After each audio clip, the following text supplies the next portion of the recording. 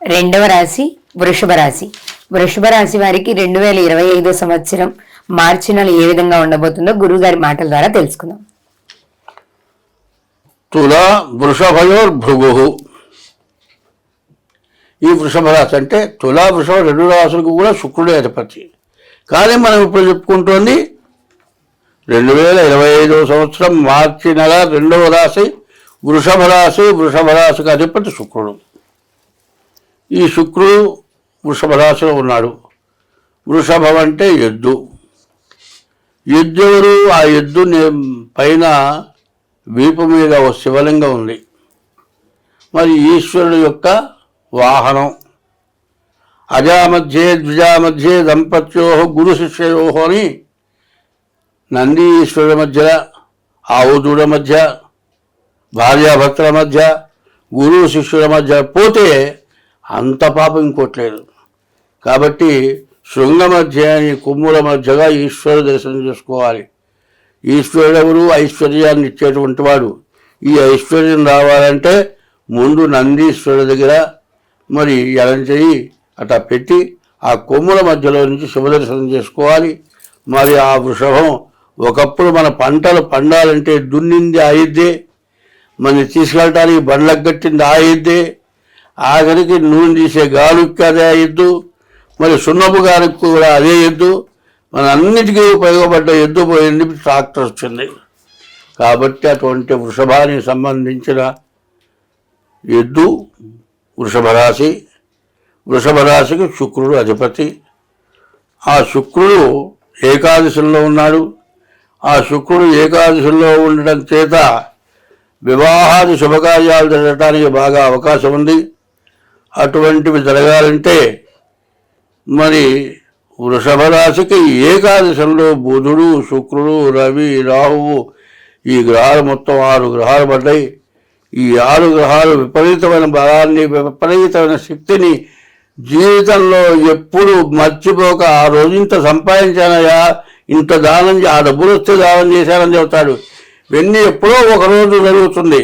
ఆ జరగబోయేది వృషభ రాశికి ఇప్పుడు మార్చి నెల 1 నుంచి ఆ నెల మొత్తం జరిగే రోజులు గోచారరీత్యా కనపడుతుంది. కాబట్టి ఈ గోచారరీత్యా కాకుండా బాగున్నప్పుడే మనం జాగ్రత్త చేసుకోవాలి.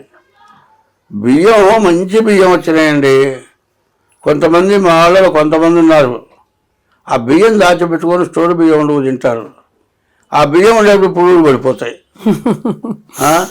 ఆ మంచి బియ్యం తినాలంటే ఆ యోగం ఉండాలి. ఆ యోగం ఉండాలంటే అటువంటి యోగం వృషభ రాశికి పట్టింది. మంచి ఐశ్వర్యం అనుభవించే రోజులు వచ్చినాయి. కాబట్టి గోచారం కాదు, ఇక గ్రహచారం కూడా డేట్ ఆఫ్ బర్త్ ద్వారా జాతకం చూపించుకోండి. ప్రతి వాళ్ళు చూపించుకోక తప్పదు. ఈ సంవత్సరాలు 25, 26, 27 లోపల ఒక దెబ్బ కొట్టిందంటే మాత్రం మళ్ళీ కొన్ని సంవత్సరాల పాటు కోలుకోలేని పరిస్థితులు రాబోతున్నాయి. కాబట్టి ముందు జాగ్రత్త పడటం చాలా అవసరం. కాబట్టి వృషభ రాశి విశేషమైన రాశి. ఎద్దు ఈశ్వరుడు వాహనం. ఆ ఎద్దు వల్ల గోవు పుడుతుంది.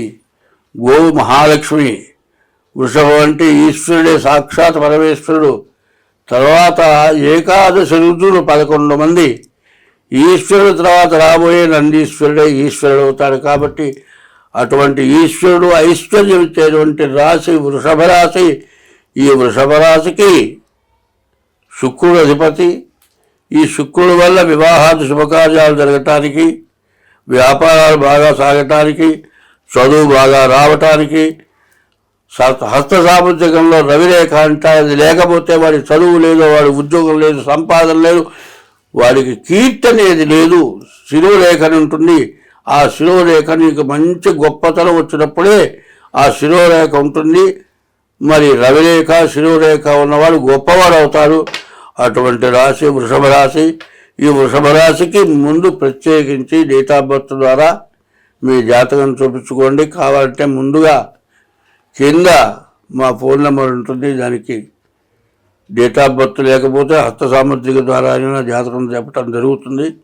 కాబట్టి మీరు అందరూ కూడా జాగ్రత్త పాటించండి. సంవత్సరానికి ముందే మీ జాతకాలను చూపించుకోవడం చాలా అవసరం. స్వస్తి.